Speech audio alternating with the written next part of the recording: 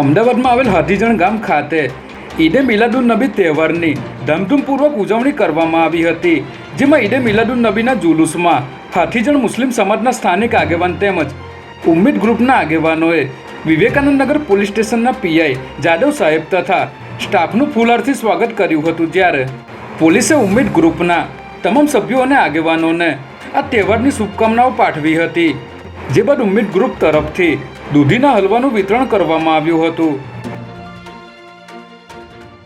સરખેજ વોર્ડમાં આવેલ નવી ફતેવાડી વિસ્તારમાં રહેણાંક પ્રકારના 32 તેમજ કોમર્શિયલ પ્રકારના 19 એમ કુલ 51 બાંધકામ તોડી પાડવાની કાર્યવાહી દક્ષિણ પશ્ચિમ ઝોનના એસ્ટેટ વિભાગ તરફથી હાથ ધરવામાં આવી હતી, જેમાં માલિક તથા કબજેદારોને 15 સપ્ટેમ્બર સુધીમાં સ્વેચ્છાએ બાંધકામ દૂર કરવાનું હતું, પરંતુ તે ન કરાતા એસ્ટેટ વિભાગે નવી ફતેવાડી વિસ્તારમાં ગેરકાયદેસર બાંધવામાં આવેલા 22 રો હાઉસ તેમજ એક કોમર્શિયલ બાંધકામ તોડી પાડ્યું હતું।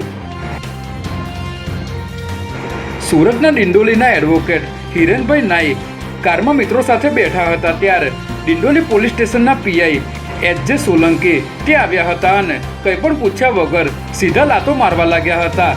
સાથે જ એટ્રોસિટી થાય તેવા અપશબ્દો પણ બોલ્યા હતા। જોકે આ ઘટના બાદ પોલીસે પીઆઈ સામે ફરિયાદ નોંધવા ઇનકાર કર્યો હતો, જેથી ગુજરાત હાઈકોર્ટમાં અરજી કરવામાં આવી હતી। ત્યારે હાઈકોર્ટે નિર્દોષ વ્યક્તિને લાત મારનાર પીઆઈને 3 લાખનો દંડ ફટકાર્યો હતો। સાથે જ હાઈકોર્ટના જજે એવી ટકોર પણ કરી હતી કે ખોટી રીતે લોકોને એક લાત મારવી કેટલી મોંઘી છે, તે પીઆઈને આજીવન યાદ રહેવું જોઈએ।